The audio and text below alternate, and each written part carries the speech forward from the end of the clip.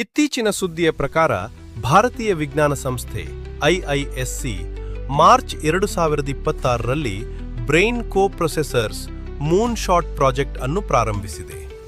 ಇದು ಯುಪಿಎಸ್ಸಿ ಪರೀಕ್ಷೆಯ ದೃಷ್ಟಿಕೋನದಿಂದ, ಅಂದರೆ ವಿಶೇಷವಾಗಿ GS3 ವಿಜ್ಞಾನ ಮತ್ತು ತಂತ್ರಜ್ಞಾನ ಟಾಪಿಕ್ನ ಭಾಗವಾಗಿದೆ.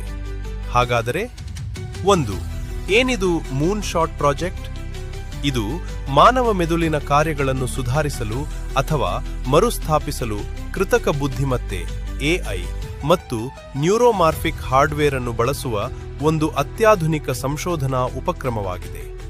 ಇದನ್ನು ಬೆಂಗಳೂರಿನ ಭಾರತೀಯ ವಿಜ್ಞಾನ ಸಂಸ್ಥೆ ಐಐಎಸ್ಸಿ ಪ್ರಾರಂಭಿಸಿದೆ ಹಾಗೂ ಇನ್ಫೋಸಿಸ್ ಸಹಸ್ಥಾಪಕ ಕ್ರಿಸ್ ಗೋಪಾಲಕೃಷ್ಣನ್ ಮತ್ತು ಸುಧಾ ಗೋಪಾಲಕೃಷ್ಣನ್ ಅವರ ಗೋಪಾಪಕೃಷ್ಣನ್ ಅವರ ಪ್ರತೀಕ್ಷಾ ಟ್ರಸ್ಟ್ ಈ ಯೋಜನೆಗೆ ಹಣಕಾಸಿನ ನೆರವು ನೀಡುತ್ತಿದೆ. 2. ಯೋಜನೆಯ ಪ್ರಮುಖ ಉದ್ದೇಶಗಳು ಹೀಗಿವೆ.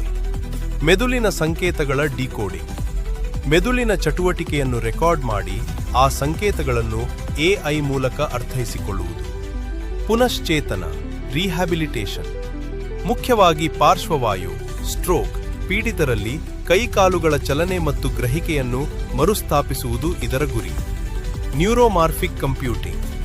ಮಾನವ ಮೆದುಳಿನ ರಚನೆ ಮತ್ತು ಕಾರ್ಯನಿರ್ವಹಣೆಯನ್ನು ಹೋಲುವ ಹಾರ್ಡ್ವೇರ್ ಅಭಿವೃದ್ಧಿಪಡಿಸುವುದು.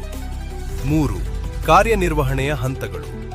ಮೊದಲ ಹಂತ ಆಕ್ರಮಣಶೀಲವಲ್ಲದ ನಾನ್ ಇನ್ವೇಸಿವ್, ಅಂದರೆ ಶಸ್ತ್ರಚಿಕಿತ್ಸೆ ಇಲ್ಲದೆ ಮೆದುಳಿನ ಹೊರಭಾಗದಿಂದಲೇ ಕಾರ್ಯನಿರ್ವಹಿಸುವ ಸಾಧನಗಳನ್ನು ಅಭಿವೃದ್ಧಿಪಡಿಸುವುದು. 4.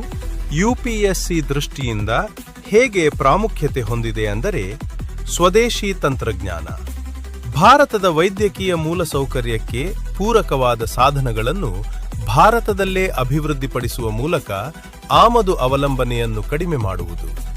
ಡಿಜಿಟಲ್ ಸಾರ್ವಜನಿಕ ವಸ್ತುಗಳು, ಅಂದರೆ ಈ ಯೋಜನೆಯಡಿ ಸಿದ್ಧಪಡಿಸಲಾದ ಡೇಟಾ ಸೆಟ್ಗಳು ಮತ್ತು AI ಪರಿಕರಗಳನ್ನು ಮುಕ್ತವಾಗಿ ಲಭ್ಯವಾಗುವಂತೆ ಮಾಡುವುದು.